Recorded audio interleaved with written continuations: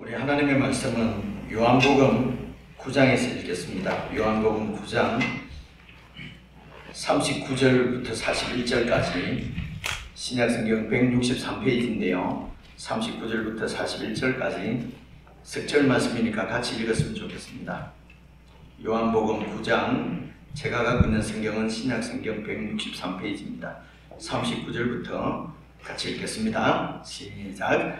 예수께서 이르시되 내가 심판하러 이 세상에 왔으니 보지 못하는 자들은 보게 하고 보는 자들은 맹인이 되게 하려 함이라 하시니, 바리새인 중에 예수와 함께 있던 자들이 이 말씀을 듣고 이르되 우리도 맹인인가? 예수께서 이르시되 너희가 맹인이 되었더라면 죄가 없으려니와 본다고 하니 너희 죄가 그대로 있느니라. 아멘 하려고 하니까 너희 죄가 그대로 있다 그러니까 예, 말씀을 잘 깨닫고 나면은 이 말씀도 우리 예수님께서 하신 말씀이니까 아멘을 받을 수 있을 것 같습니다. 오늘 요한복음 9장 39절에 예수님께서 이르시되 내가 심판하러 이 세상에 왔다, 지금 이렇게 말씀하는데요. 여러분, 우리가 잘 아시는 대로 예수님은 우리를 구원하러 오신 것이 심판하러 오신 것은 아니잖아요.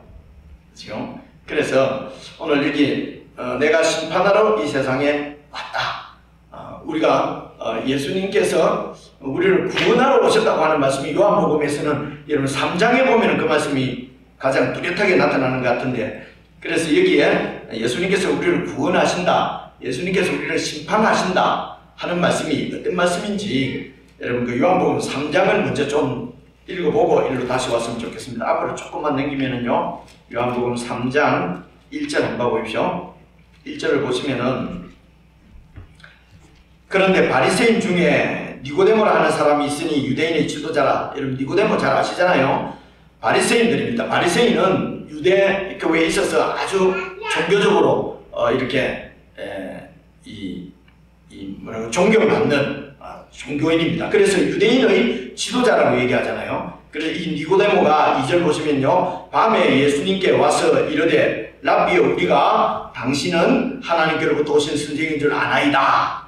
그러니까 니고데모가 예수님에게 당신은 하나님께로부터 오신 분이다 이렇게 말씀을 했어요. 이유가 뭐냐면요, 이렇게 니고데모가 이렇게 이야기하는 이유가 뭐냐면, 하나님이 함께 하시지 아니하시면 당신이 행하시는 이 표적을 아무도 할 수 없음이니다 이렇게 말씀하시거든요. 그러니까 지금 예수님께서 1장, 2장에 이렇게 여러 가지 표적들, 이적들, 기적을 행하셨는데, 여러분 기적, 이적, 표적 이 말은요, 이제 기적은 이 초자연적인 어떤 현상을 기적이라고 그러잖아요. 근데 요한복음에서 이 기적은 전부 표적이라고 얘기를 해요.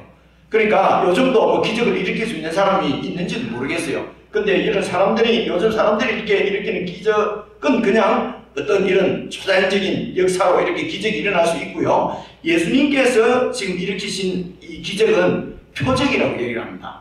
왜 표적이라고 그러냐면요, 뭔가를 가르치기 위해서, 그죠? 뭔가를 이렇게 알려주시기 위해서 행하는 기적이기 때문에 이것을 표적이라고 그래요. 사인이라는 거죠. 그래서 예수님께서 여러 사인들, 여러 기적들을 행했는데, 이 기적을 지금 니고데모가 보니까 이분은 하나님께로부터 오신 분이구나 하는 것을 알았다는 거예요. 그렇죠? 그래서 이제 지금 예수님 앞에 그렇게 고백을 했는데, 여러분 이 유대 종교의 가장 큰 특징은 메시아를 기다리는 겁니다. 자, 메시아가 어떤 분이냐, 기름 부음을 받은 자다, 뭐 이런 여러 가지 설명을 하면은 길어지니까, 메시아는 한마디로 이런 것입니다. 하나님께서 보내시는 자. 하나님께서 보내시는데, 그 백성들 가운데 보내시는데 어떻게, 무엇으로 보내냐면요, 하나님께서 왕으로 백성들에게 보냄을 받은 자 보내시는데, 그분을 메시아라고 해요. 그래서 지금 이 유대인들은 메시아를 기다리고 있습니다. 그게 이 유대 종교의 특징이에요. 그래서 이제 이 메시아는 하나님 보내신 왕이기 때문에, 그 왕이 오시면은 그 왕이 바로 나라예요. 그렇죠? 그래서 이제 그 하나님의 나라를 그 메시아를 통해서 이 땅에 세우시는 거예요. 그래서 하나님께서 메시아를 보내시는데, 이 유대인들은 그 메시아를 이렇게 아주 적극적으로 기다리는 사람들이에요. 그래서 하나님 나라를, 메시아를 기다린다는 말은 하나님 나라를 기다린다는 말. 그래서 하나님 나라가 이루어질 것을 이렇게 기다리는 사람들이 유대 종교인데, 유대 교인들인데, 그 중에서 대표적인 이런 유대 지도자가 바로 이 바리새인들이고 니고데모였어요. 그러니까 이런 니고데모의 고백을 듣고 3절을 보십시오. 예수님께서 뭐라고 대답하십니까? 예수님께서 대답하여 이르시되 진실로 진실로 내게 이르노니, 같이 읽겠습니다. 시작. 사람이 거듭나지 않으면 하나님의 나라를 볼 수 없느니라. 그러니까 지금 이 유대교는 메시아 하나님 나라를 기다리는 사람들인데, 그 기다리는 종교 중에서 지도자인 이 지금 바리새인인 니고데모가 하나님 나라를 간절하게 기다리고 있는데, 예수님께서 하시는 말씀이 거듭나지 않으면은 하나님 나라를 볼 수 없다, 이렇게 말씀하시거든요. 그러니까 아무리 기다려도 아무리 종교 생활을 잘해도 거듭나지 않으면은 하나님 나라가 임하는 것을 볼 수가 없다. 메시아가 이 세상에 오신 것을 볼 수가 없다는 거예요. 근데 여기에 3절에 거듭나지 아니하면, 거기에 여러분 성경에 1이나 2나 3이나 이렇게 작은 것으로 적혀 있는 거 없습니까? 있지요? 군사님 그 밑에 뭐라고 되어 있습니까? 거듭나지 않으면 군사님 성경에는 몇 번이라고 되어 있어요? 너는 위에서. 맞아요. 거듭난다는 말은 위에서 난다, 이런 말이에요. 거듭난다는 말은 다시 태어난다는 말이잖아요, 우리나라 말로 하면은. 그래서 영어로는 born again이라고 그러고요, 우리나라 말로는 다시 태어난다, 중생한다, 거듭난다, 이런 말이에요. 그런데 이것을 오늘 그 헬라어 원어로는, 다른 말로는 거듭난다는 말이 위에서부터 난다는 거예요. 조금 어렵습니까? 그래서 위에서부터 다시 태어나지 않으면은 하나님의 나라를 볼 수가 없다는 거지. 누구도요? 니고데모도 볼 수 없다. 유대 종교 지도자도 볼 수 없고, 아무리 깨끗한 마음으로 하나님 나라를 기다리고 있어도 그 나라를 보지 못한다는 거예요. 어떻게 하면요? 위에서부터 태어나지 않으면은. 자, 위에서부터 난다는 말이 지금 무슨 말일까? 지난주에도 제가 말씀드렸지만은 사람들은 다 땅에 속했어요. 땅에 속해 있는 거예요. 그렇죠? 왜 그렇습니까? 흙에서 태어났으니까. 흙에서 만들어졌어요. 그런데 이 흙으로 만들어진 사람에게 하나님께서 하나님의 형상을 불어넣으신 것입니다. 그래서 우리 사람들은 하늘에도 속하고 땅에도 속한, 대단히 미안합니다, 박쥐 같은 존재예요. 땅에도 속하고 하늘에도 속하고. 그죠? 근데 우리 사람들이 범죄함으로 하늘이 끊어져 버리고 하나님과의 관계가 끊어져 버리고 오로지 그냥 땅에만 소속돼서 땅만을 위해서 그냥 이렇게 소속이 땅이라는 거예요. 아담에게 속해서, 우리의 대표자가 아담 안에 속해서 우리는 그냥 이 땅에 속한 인생이 되어버렸습니다. 그래서 이 땅에 속한 인생은 때가 되면 죽고, 그죠? 모든 것이 영원한 게 없잖아요. 다 끝나버리잖아요. 이런 땅에 속해서는 하나님의 나라를 볼 수가 없다는 거예요. 하나님께서 보내신, 하늘로부터 오신, 하늘에 소속되어 계신 예수님 안에서 다시 태어나야만 하나님 나라를 볼 수 있다는 것이죠. 그래서 위에서 난다, 거듭난다는 말은 소속을 아담 안에서 예수님 안으로 이렇게 바꾸는 것입니다. 여러분, 우리가 한국에 속해 있으면 한국 사람인데 캐나다로 이민 와서 캐나다 시민권을 받게 되면 캐나다에 소속이 되어버리는 것입니다. 그죠? 그러면은 만약에 일본 앞에 있는 그 크루즈에 우리가 갇혀 있다면은 한국에서 헬리콥터가 오는 것이 아니라 캐나다에서 전세기가 오는 거예요. 이해가 맞습니까? 이게 위에서부터 난다는 얘기예요. 예수님께로부터 다시 태어난다는 것입니다. 어떻게 해요? 예수님 안에 포함이 됐어요. 예수님께 소속이 됐어요. 어떻게 소속이 됩니까? 예수를 믿어라, 이런 말. 그죠? 이 얘기를 3장 16절 15절 한번 봐보죠.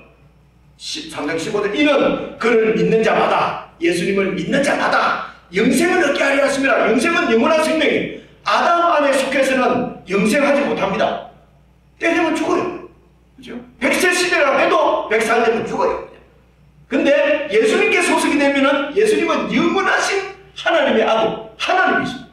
그래서 예수님 안에서는 영생을 얻게 하려고 예수님 안에 소속되는 것입니다.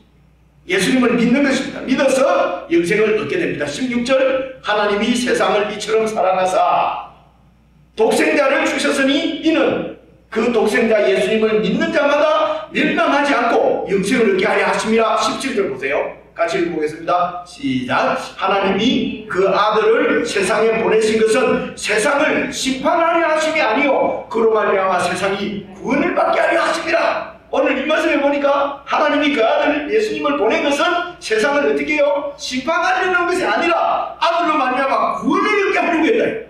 근데 오늘 19장에서는요 내가 온 것은 이 세상을 구원하러 온 것이 아니라 심판하러 왔다. 그죠? 이런 말이 이렇게 틀리잖아요. 자, 그럼 여기서 하나님께서 그 아들을 보내서 우리를 구원하신다는 얘기는 무엇입니까? 17절 보십시오. 다시 보시면 하나님이 그 아들을 세상에 보내신 것은 세상을 심판하려 하심이 아니요 그로 말미암아 세상이 구원을 받게 하려 하심이라. 18절 그를 믿는 자는 예수님을 믿는 자는 심판을 받지 아니하는 것이요. 이 심판은 하나님으로 생기지 않고 하나님을 대적한 반역죄예요. 그런데 예수님을 믿는 자는 이제 하나님께서 보내신 예수님을 내 왕으로 받아들이고 내가 지금까지 왕이 되어서 내 멋대로 하나님을 대적하는 이 죄인인 나는 죽고 하나님 앞에 용서를 하나님 앞에 예수님을 믿으면은 이런 우리 반역죄를 용서해 주시고 예수님 안에서 하나님께로 나아갈 수 있는 것이죠. 이게 구원입니다. 그래서 예수님을 믿는 자는 하나님의 심판을 받지 아니하는 것이요. 18절을 계속 보시면요. 믿지 아니하는 자는 하나님의 독생자의 이름을 믿지 아니하므로 벌써 이미 심판을 받은 것입니다. 심판을 앞으로 받는 것이 아니고 예수를 믿지 않으면 이미 심판을 받은 것이다. 왜냐? 19절 보세요. 그 정죄는 정죄라는 말은 유죄, 그 심판을 받은 그 죄는 이것이니 곧 빛이 세상에 왔으되 빛이 세상에 왔는데 사람들이 자기 행위가 악함으로 빛보다 어둠을 더 사랑해서 빛이신 예수님께로 나오지 않고 빛이신 예수님 앞으로 나오지 않고 자기 행위가 악함으로 악하다는 말은 가장 악의 근원이 내 이기적인 욕심이 내 정욕대로 사는 거예요. 모든 것이 내 중심이에요. 이게 하나님 앞에 악이 무슨 좀 나쁜 짓 이런 정도가 아니에요. 그렇죠? 내가 하나님이, 내가 왕이. 그래서 내 마음대로 하고 싶어. 내 정욕대로 살고 싶어. 내 이기적인 생각대로 그렇게 내 눈에 보이는 대로 땅만 보면서 그렇죠? 내가 중심이 돼서 그렇게 사는 것이 좋기 때문에 이 나를 포기하기 싫어서 빛이신 예수님 앞으로 왕으로 오신 예수님 앞으로 나오지 않는다는 거예요. 그렇기 때문에 이미 심판 가운데 있는 것이라는 것입니다. 하나님의 형상대로 지음받은 하늘을 살아야 되는 사람들이 그냥 땅을 살고 있는 것입니다. 그냥 자기 중심으로 조금만 자기 아주 관대하다가도 조금만 자기 자존심만 상하면 그냥 어쩔 줄을 모릅니다. 그죠? 그리고 내가 나를 책임져야 되니까 얼마나 힘든지 알 수가 없어요. 불안합니다. 두렵습니다. 내일이 어떻게 될지 알 수가 없습니다. 영주권이 나올지 안 나올지도 모르겠고 이게 결혼을 할 수 있을지 없을지도 모르겠고 그렇죠? 언제 죽을지도 모르겠고 무엇을 위해서 어떻게 사는 것이 좋은 것인지 알 수도 없어요. 그래서 인생길이 캄캄하다는 것입니다. 어떻게 사는 것이 정말 잘 사는 것인가? 어떻게 사는 것이 정말 보람있게 사는 것인가? 그런 생각을 하다가도 내가 조금 기분 나쁘면 참지를 못합니다. 이렇게 이게 여러분 이미 심판을 받은 것이라고 하나님 말씀하십니다. 캄캄한 그 어둠 속을 살아가는 것이죠. 이런 어두운 가운데 빛으로 예수님께서 오셨다고 합니다.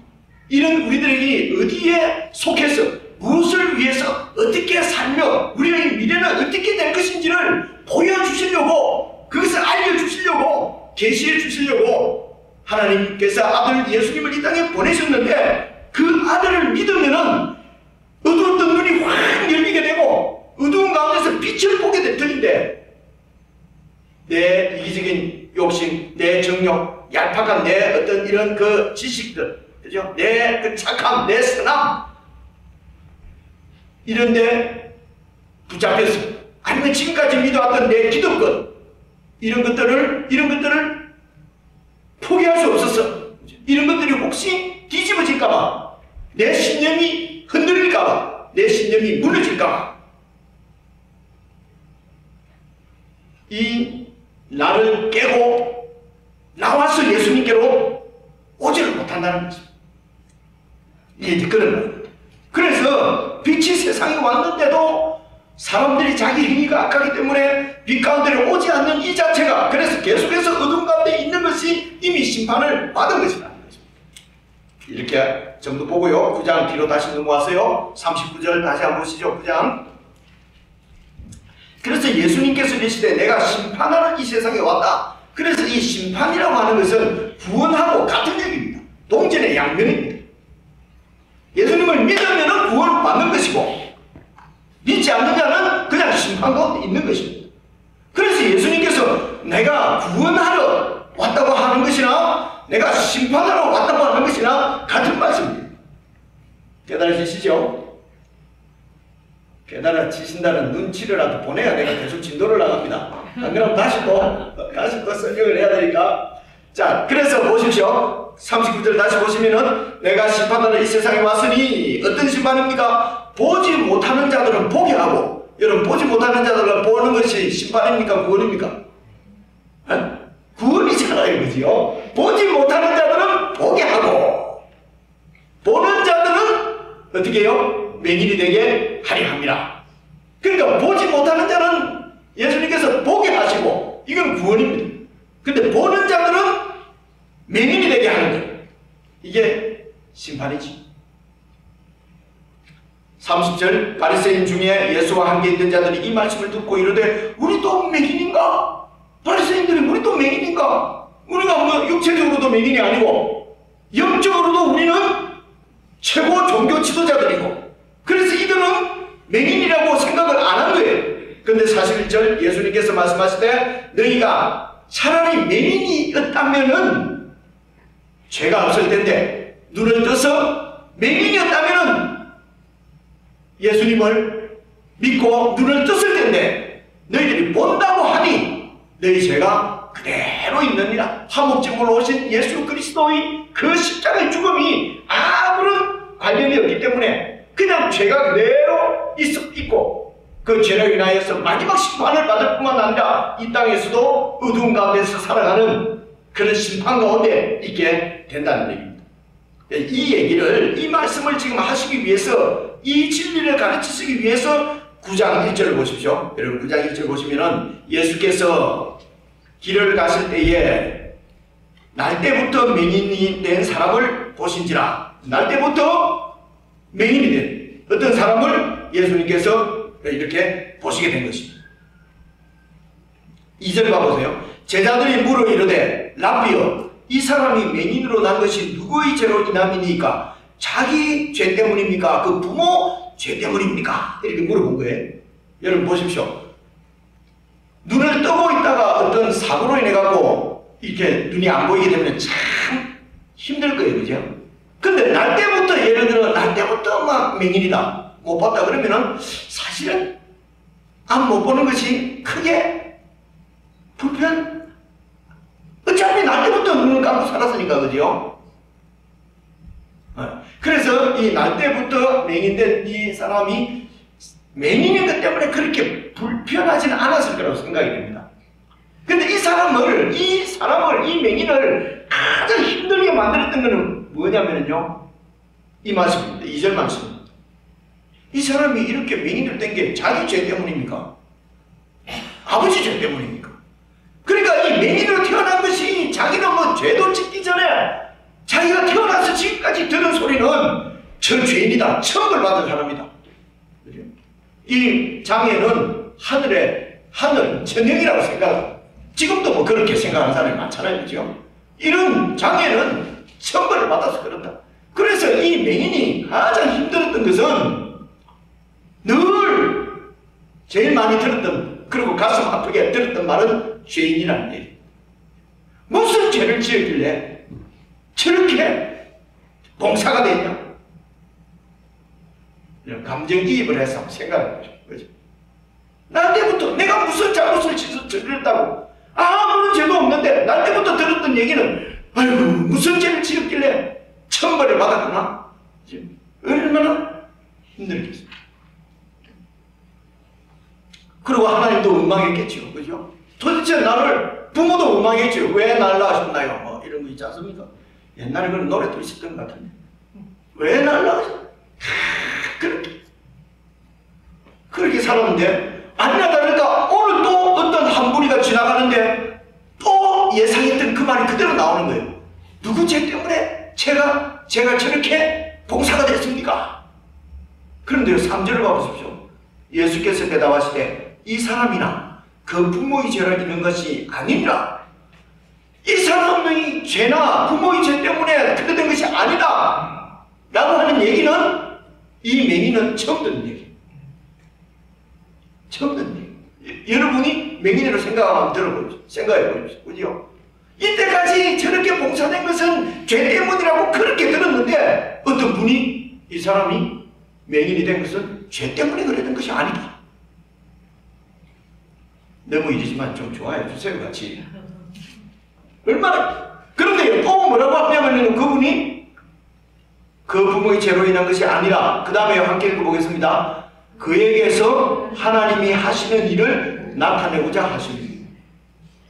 이 사람에게서 하나님께서 목적이 있어서 이 사람을 태어나게 했다는 거예요. 이 사람을 통해서 하나님이 하시는 일을 보여내려고 그런다는 거예요. 우리는 얘기합니다. 아니 하나님이 뭐 자기를 보려고, 그럼 이 사람 인생은 어떻게 되는 거냐? 그냥 30이 되든 40이 되도록 봉사로 살았으니 하나님은 얇은데 정말. 이제 이게 인본주의.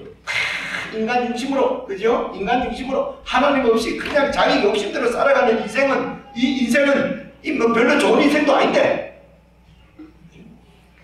인권이 어떻게 하면서 저 장님이 된 사람은 그럼 어떻게 되느냐? 근데 이 장님 입장은요, 장님은 내가 이렇게 맹인으로 태어났는데 죄 때문에 맹인이 된 것이 아니라는 얘기도 처음 들을 뿐더러 나에게 하나님께서 목적이 있어서 태어나게 하셨다는 것입니다. 내 인생에 목적이 있다는 것입니다. 하나님 앞에 내가 쓸모가 있다는 거죠. 하나님이 하나님의 일을 하시는데 내가 쓸모가 있다는 것입니다. 여러분, 얼마나 이게 이 맹인에게는 얼마나 가슴 뛰는 충격적인 일이겠습니까? 그죠? 얼마나 삶에 희열이 생기겠습니까? 아니, 내 같은 사람이, 내 같은 이런 봉사가 내가 하나님 앞에 쓸 데가 있다니, 가치가 있다니. 그죠? 여러분이 공감을 못하는 것 같아서 내가 얘기를 하나만 더 해야 되겠어요. 이게 그죠? 제가 이 집에서, 그러니까 아내가 저보고 사랑해 하는 거 그건 하도 들어가지고 보다도 정말 당신이 참 쓸모가 있어, 그죠? 이런 것이 더 당신으로서 내가 어떻게 불편해서 어떻게 살겠어, 이게 더 좋은 것 같아요. 나가 좀 들면요. 그래서 못도 이게 한국은 못 많이 봤잖아요, 그죠? 못 하나 박았는데 제가 잘 못 박아요. 그럼 우리 집사람이 얼굴 보면 보여요. 놔두세요. 내가 받을게. 이러면요, 나는 막 인생 살맛이야. 내가 살아가 뭐하니? 그죠? 근데 조금 못 받더라도 박으면 우와! 여러분, 막 당신 옷을 얼마나 이렇게 잘 박느냐? 이래 보세요. 그럼 난 맨날 망치 들고 다니면 못 박은 데 없냐고. 이게 사람 살만다는 거거든요. 그럼 오늘 이 장님이 말입니다. 이 맹인이 처음 들었어요. 하나님이 쓸 데가 있어서 만들었다는, 그죠? 그래서 이 말을 들었을 때 이 맹인의 마음은 확 딱 열린 거 아니겠습니까? 그죠? 도대체 이분이 누굴까? 그죠? 근데 보십시오. 하나님이 하시는 일이 뭡니까? 4절 보십시오. 때가 아직 낮음에 나를 보내신 이의 일을 우리가 하여야 하리라. 예수님도 하나님께서 지금 하나님의 일을 하시려고 예수님을 이 땅에 보내신 것입니다. 그래서 예수님께서 하시는 일도 하나님이 하라고 하신 일을 하시는 거예요. 그러면서 5절 보십시오. 내가 세상에 있는 동안에는 세상의 빛이다. 그러면서 6절 이 말씀을 하시고 땅에 침을 뱉어가지고 페페 뱉어가지고 진흙을 이렇게 이겨서 진흙을 뭘 갖고 이긴다고요? 침으로. 여러분 눈이 안 보이면요 귀가 밝아요. 그죠? 침을 페페 받는 침소리 이 사람은 다 안 들었겠습니까? 흙에 침을 받아가지고 이겨서 그 흙을 그 사람의 눈에다가 이래 발랐어요. 여러분 그렇다면 가만히 있겠습니까? 아니 뭐 좀 물도 없나? 왜? 아니 예수님 침은 뭐 답니까? 예수님 침도 침은 침이지. 그죠? 침을 받다가 아니 나를 지금 무시하는 거야. 맹인이라고 이분이. 왜 침을 받아가지고 흙을 이겨갖고 내 눈에 바르는 거야? 여러분 이럴 수 있지 않습니까? 그죠? 그런데 이 사람은 이미 예수님께서 이 사람은 맹인이 된 것은 죄 때문이 아니라 하나님께서 쓰시고자 하나님께서 당신이 하시는 일을 나타내려고 하나님께서 목적이 있어서 이 사람을 태어나게 했다 하는 말에 이미 마음이 달려있는 거였어요. 무슨 짓을 하더라도 순종하는 사람이 된 것입니다. 그래서 눈에 이렇게 발랐어요. 그리고 여러분 아시는 대로 실로암 못에 가서 씻어라. 그리고 씻으면 눈을 뜨게 될 것이다 이런 얘기도 안 했어요. 안 하시고 7절 보니까 이르시되 실로암 못에 가서 씻으라 하시니 가서 씻으니까 눈이 보이게 된 거예요. 여러분 눈 보이게 해준다고 가서 씻으라고 하신 말씀도 하신 적이 없어요. 그냥 흙으로 바른 거예요. 그리고 그냥 실로암 못에 가라 그러니까 실로암 못에 가려면 어떻게 되겠습니까? 여러분 상상을 해보십시오. 이게 흙을 붙여가지고 실로암 못이 어디로 갑니까? 어디로 갑니까? 온 동네 사람한테 다 물어봐야 되잖아요. 하나님께서 예수님께서 왜 여기다 흙을 발랐겠어요? 이게 온 세상에 시위하는 겁니다. 그렇죠? 흙을 이렇게 발라가지고 사람들이 얼마나 쟤 지금 오랫동안 맹인하더만 돌아는 거 아니야? 왜 흙을 저렇게 발라가지고 다니지? 안 그랬겠습니까? 그렇죠? 온 동네 사람이 다 알았어요. 흙을 발라가지고 그냥 막 실로암 못이 어딘지 막 물으면서 가고 있는 그 맹인을 동네 사람이 다 봤단 말이야.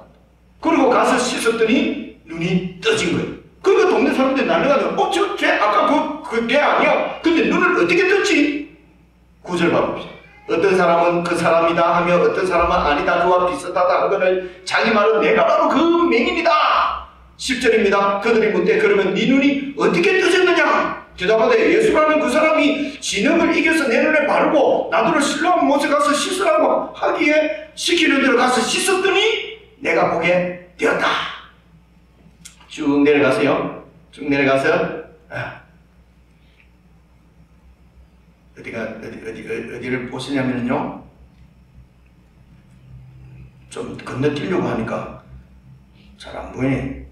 그 안식일이라는 말이 어디 나올 겁니다. 14절입니까? 오케이. 미안합니다. 14절. 예수께서 진흙을 이겨 눈을 뜨게 하신 날은 안식일이라. 15절 보십시오. 그러므로 바리새인들은 그가 어떻게 보게 됐는지 물으니 이르되 그 사람이 진흙을 내 눈에 바르면 내가 씻고 보나이다. 16절. 바리새인 중에 어떤 사람은 말하되 이 사람이 안식일을 지키지 않았다. 왜 안식일을 지키지 않았습니까? 안식일 날은 병 고치면 안 되는데. 무슨 얘기인지 아시겠죠? 그죠? 이 바리새인들에게는 지금 이 날 때부터 장님이었던 자가 하나님의 은혜로 눈이 뜨졌는데 그것을 같이 기뻐하고 축구하고 하나님을 찬양하는 일에는 별 관심이 없고 뭡니까? 이 사람이 안식일을 지키지 아니하였으니 어떻게 하나님께로부터 온 자라고 할 수가 있겠느냐? 그러면서 이 사람은 죄인이라는 거예요. 봐보십시오. 그 밑에 내려가니까 쭉 내려가서 24절 보십시오. 24절. 이에 그들이 맹인이었던 사람을 두 번째로 불러 이르되 너는 하나님께 영광을 돌리라. 우리는 이 사람이 죄인인 줄 아니라 죄인인 줄 안다. 이 사람은 죄인이다. 왜 그렇습니까? 안식일날 병을 고쳤으니까 죄인이다. 너도 하나님께 영광을 돌리라. 이 사람은 죄인이다. 25절 대답하되 그가 죄인인지 뭐 그런 건 내가 알지 못하나 한 가지 아는 것은 내가 맹인으로 있다가 지금 보는 그것입니다. 내가 날 때부터 맹인이었는데 그분이 내 눈을 뜨게 해줬습니다. 보십시오. 26절. 그들이 이르되 그 사람이 네게 무엇을 하였느냐? 어떻게 하여 네 눈이 떠졌느냐? 27절 보십시오. 얼마나 무서운가. 대답하되 내가 이미 얘기했잖아요. 내가 이미 얘기했는데도 듣지 아니하고 어찌하여 자꾸 다시 들으려고 합니까? 당신들도 그의 제자가 되려고 합니까? 이런 것을 간이 배 밖에 나왔다 이럽니다. 지금 여기에서는요, 출교를 당하게 되면요, 출교를 당하면은 우리 뭐 교회, 요즘은 이 교회 뭐 나오지 마 그러면 옆에 교회 가면 되지만, 그때는 출교를 당한, 유대교에서 출교를 당하면은요, 그냥 쫓겨나는 거나 마찬가지. 살 수가 없는, 직장이 뭐가 아무것도 할 수 없는, 죽는 거나 마찬가지. 그래서 출교 당할까 봐서 자기 부모님도, 뭐, 어째서 눈을 뜨게 됐는지는 모르겠습니다. 물어보십시오. 그게 보십시오. 21절 한번 보십시오. 그러나 지금 어떻게 해서 보게 됐는지 또는 누가 그 눈을 뜨게 했는지는 우리는 알지 못합니다. 아버지가, 부모가 알지 못합니까? 다 알면서도 이렇게 대답한 이유는 뭡니까? 그에게 물어보소서. 그가 장성하였으니 자기 일을 말하리다. 22절. 그 부모가 이렇게 말한 것은 이미 유대인들이 누구든지 예수를 그리스도로 시인하는 자는 출교하기로 결의하였으므로 그들을 무서워해서 이렇게 얘기했다는 거예요. 예수를 그리스도로, 메시아로, 그리스도는 메시아입니다. 메시아로 고백하는 자는 출교하기로 결정을 했기 때문에. 누가요? 바리새인들이. 바리새인들이 왜 이렇게 눈에 뻔히 표적을 보고도 예수님을 못 믿도록, 자기들만 믿지 않을 뿐더러 못 믿도록 왜 그렇게 하겠습니까? 자기들이 이미 종교적인 모든 권력을 다 갖고 있는데, 백성들이 자기들을 다 존경하고 따르고 있는데, 지금 자기들보다도 훨씬 비교할 수 없는 능력과 힘을, 은총을 가지고 있는 한 분이 나타난 거예요. 그리고 이 사람을 그리스도로 하나님의 보낸 자로 인정하는 순간 자기들이 지금까지 누리고 있는 종교적인 모든 이런 기득권들, 권력들을 이게 지금 다 내려놔요. 그래서 예수님을 시기해서 자기 중심이지요. 자기 중심. 시기해서 예수님을 죄인으로 만드는 것입니다. 자기 지식과 그리고 자기 신념과 자기 욕망으로 가득 차서 예수님을 판단하고 예수님을 외면하고 예수님을 죄인으로 정죄하고 여전히 빛으로 오신 예수님을 보지 못하고 자기 지식 때문에 자기 중심적인 이런 이기적인 욕심 때문에 정욕 때문에 예수님을 하나님의 아들 예수님을 보지 못하는 영적 장님이 되어 있는 거죠. 그런데 이 맹인이었던 이 사람은 보십시오. 맹인이었던 이 사람은 33절 보십시오. 이 사람이 하나님께로부터 오지 아니하시면 어떻게 이런 표적을 행할 수가 있겠습니까? 35절 보십시오. 예수께서 그들이 그 사람을 쫓아냈다 하는 말을 들으셨더니 출교했다는 얘기예요. 출교. 그래서 예수님이 그 사회에서 그 맹인이 쫓겨났습니다. 그 사회에 대해서는 죽었습니다. 여러분, 이 세상에 대해서 죽으면은 예수님께서 그를 살리십니다. 그래서 그 사람을 쫓아냈다는 말을 들으셨더니 35절입니다. 그를 만나서 이르시되 네가 인자를 믿느냐? 인자는 메시아의 다른 별명입니다. 인자를 믿느냐? 메시아를 믿느냐? 36절 대답하여 이르되 주여 그가 누구십니까? 내가 믿고자 합니다. 가르쳐 주십시오. 누가 메시아십니까? 누가 인자십니까? 내가 믿고자 합니다. 37절 같이 읽겠습니다. 시작. 예수께서 이르시되 네가 그를 보았거니와 지금 너와 말하는 자가 그이니라. 내가 바로 그리스도다. 내가 바로 인자다. 38절입니다. 이르되 주여 내가 믿나이다 하고 전하는지라. 전한다는 말은 이게 예배드린다, 경배드린다 이런 말. 내가 믿습니다. 내가 믿습니다. 내가 그리스도를 믿습니다. 내가 당신이 그리스도인 줄 믿습니다. 나의 왕인 줄로 믿습니다. 하나님 나라의 왕으로 오신 분인 줄로 믿습니다 하고 그분 앞에 전하는지라, 경배하는지라. 예수께서 이르시되 내가 심판하러 이 세상에 왔으니 보지 못하는 자는 보게 하고 보는 자들은 맹인이 되게 하죠. 그래서 이 영적 눈을 밝히 뜨고 하나님 나라를 볼 수 있도록 그 나라의 왕으로 오신 것을 보여주시기 위해서 우리의 눈을 뜨게 해주시러, 영적 소경된 우리의 눈을 뜨게 해주시려고 오신 메시아인 것을 보여주시려고 이 사람의 맹인의 눈을 뜨게 하신 것입니다. 맹인의 눈을 뜨게 하심으로 예수님이 바로 이 영적 소경의 눈을 뜨게 하러 오신, 그래서 하나님 나라를 보게 하시는 하나님 나라의 왕이신 메시아로 오신 분인 것을 알게 하시려고, 이게 하나님께서 하시는 일이에요. 하나님께서 하시려고 하는 일은 어두운 세상 가운데 빛으로, 예수님을 빛으로 보내신 것입니다. 그리고 빛이신 그 예수님 안에서 영원한 생명을 얻고 이 땅에서도 영원한 생명을 누리는, 하나님의 나라를 누릴 수 있도록 그분을 나의 왕으로 모시고 그 왕의 통치에 순종해서 살아가면서 이 어두운 세상 가운데 빛이신 예수님의 통치를 보여내는 목적을 가지고 저와 여러분을 구원하셨다는 것입니다. 오늘 우리의 삶의 목적이 그것입니다. 여러분, 우리 삶의 목적이 시원찮은 나라, 무슨 영주권이 우리 삶의 목표입니까? 그죠? 이곳에서 시민권 얻어 사는 것이 노후가 잘 보장돼? 노후가 무슨 잘 보장이 돼요? 한국 가니까 한국이 훨씬 더 보장이 잘 되더만. 그런 것이 우리의 목적이 될 수가 없습니다. 우리의 목적은 우리 삶을 통해서 그냥 하나님의 통치를 보여내는 거예요. 그래서 세상 사람들하고는 완전히 다른 삶으로 사는 것입니다. 세상 사람은 그저 내 이기적인 욕심을 채우기 위해서 살아갑니다. 그래서 모든 것이 내 중심적인, 모든 가치가 내 좋은 것이다. 그런 가치관으로 살아가는 세상 가운데서 전혀 다른